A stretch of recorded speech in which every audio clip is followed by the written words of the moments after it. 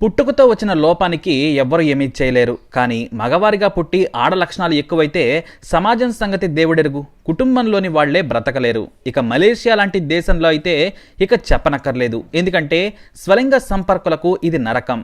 ఇప్పుడిప్పుడే కొంతమంది ధైర్యం చేసి బయటకు వస్తున్న సొంత స్నేహితులు, ఇతర కుటుంబ సభ్యులు కూడా స్వలింగ సంపర్కులు, లింగ మార్పిడి చేసుకున్న వారికి అవమానాలు తప్పడం లేదు. అలానే మలేషియాలో జరిగిన ఒక ట్రాన్స్జెండర్ హత్య ప్రపంచవ్యాప్తంగా పెను దుమారం రేపింది. అంతర్జాతీయ స్వలింగ సంపర్కులు మలేషియా వచ్చి మరీ నిరసన తెలియజేశారు. ఎందుకంటే మలేషియాలో స్వలింగ సంపర్కాన్ని నేరంగా పరిగణిస్తారు. అంతెందుకు, మగవారిగా ఉన్నవారు బట్టలు వింతగా వేసినా సరే పోలీసులకు కేసులు పెట్టే అధికారం ఉంది. ఎవరైనా స్వలింగ సంపర్కులుంటే భయంగా బ్రతకాలి. ఇక లింగ మార్పిడి చేసుకుంటే బ్రతకడం చాలా దుర్భరంగా ఉంటుంది. మలేషియాలో సామాన్య జనం కూడా సానుభూతి సంగతి దేవుడెరుగు, మానవత్వం కూడా చూపించరు. ఈ సమాజంలో అంతటి నీచమైన భావన ఉంది. అందుకే మగవాడిగా పుట్టి లింగ మార్పిడి చేసుకుని వేషం మార్చుకొని మనసుకు నచ్చినట్టు సమీరా కృష్ణన్గా పేరు మార్చుకుని బ్రతుకుతుంది. ఆమె జీవితం ఆమెది. కుటుంబం నుంచి బయటకు వచ్చేసింది. కానీ ఆమె గురించి అందరికీ తెలిసిపోయింది. ఎంతలా అంటే మలేషియా దేశం మాత్రమే కాదు, ప్రపంచం అంతా. లింగ మార్పిడి చేసుకున్న తర్వాత పూర్తి మహిళగా బ్రతుకుతోంది సమీరా కృష్ణన్. ఇంకా చెప్పాలంటే అతడు అంతలా ఆమెలా మారిందని మనం కూడా ఆశ్చర్యపోతాం. నికాసైన మహిళగా కనిపిస్తోంది. అదే ఆమె కుటుంబ సభ్యులకు నచ్చలేదు. కౌంటన్ సిటీలో సమీరా కృష్ణన్కి తోడుగా 5 సోదరులున్నారు. అంటే సమీరాతో కలిసి 6. సమీరా 10వ తరగతి చదివే వరకు మగపిల్లాడిలాగానే పెరిగాడు. కానీ తనలోని మార్పులు గ్రహించి పారిపోయాడు. అంటే 6లో సమీరా వెళ్లిపోయిన తర్వాత 5 సోదరులు తమ్ముడి కోసం వెతికారు. కానీ ఎక్కడా లాభం లేకుండా పోయింది. అయితే ఏడాది తర్వాత సమీరా కృష్ణన్ అనే మహిళగా బయట ప్రపంచానికి పరిచయం అయ్యాడు.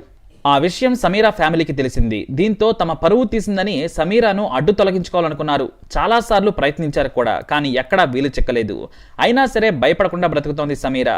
ఒక పూల షాపులో పనిచేస్తూ తన జీవితాన్ని తను గడుపుతోంది.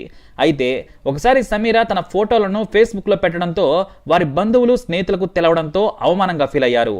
వారి బంధువులతో కూడా సమీరాగానే చాట్ చేయడం, మాట్లాడటం చేస్తుండేది. దీంతో సమీరాను చంపేస్తే కానీ భవిష్యత్తులో ఇలాంటి చిరాకు ఉండదనుకున్నారు ఫ్యామిలీ మెంబర్స్.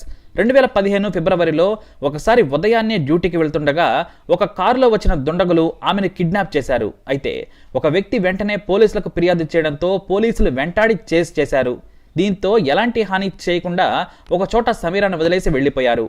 ఇక్కడే ట్విస్ట్ ఉంది. ఆమెను కిడ్నాప్ చేయడానికి ప్రయత్నించింది ఆమె సోదరులేనని అందరికీ అనుమానం. మీడియాలో సైతం అవే అనుమానాలు వ్యక్తం చేస్తూ కథనాలు వచ్చాయి. ఎందుకంటే ఆమె 5 సోదరులకు నేర చరిత్ర ఉంది. బెదిరింపులు, కొట్టడం, భూ ఆక్రమణలతో పాటు ఇతర మద్యం దందాలు కూడా చేస్తారు.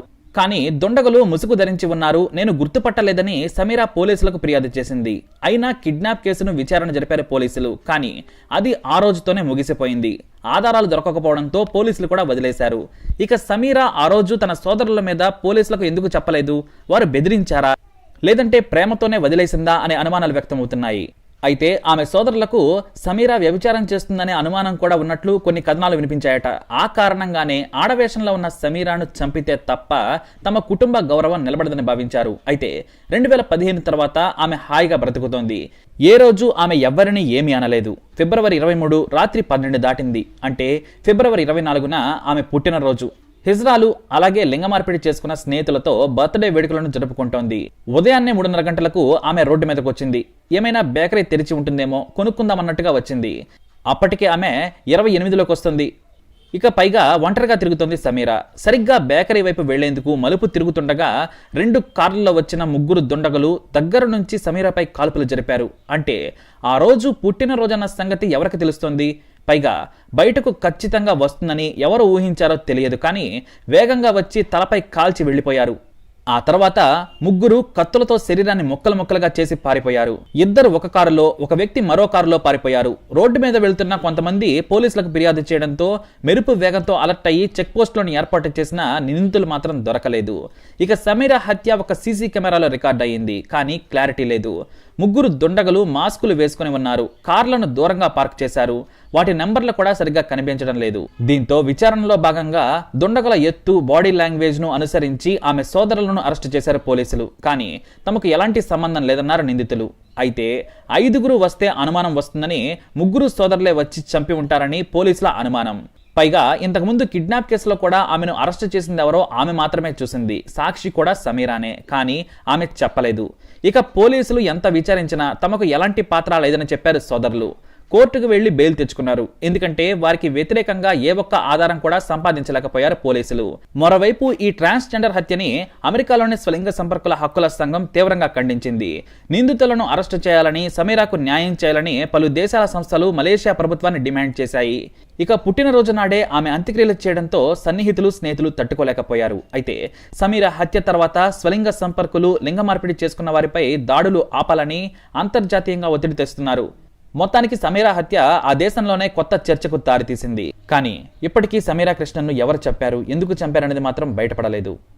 సరిగ్గా ఆ రోజు ఆమె అక్కడికే వస్తుంది అని, అక్కడే ఉంటుంది అని, ఆమె ఏం చేస్తుందనేది ఖచ్చితంగా ఆమెతో ఉన్నవారే ఇన్ఫర్మేషన్ ఇచ్చి ఉండాలి. అందువల్లే సమీరా చనిపోయి ఉండాలి.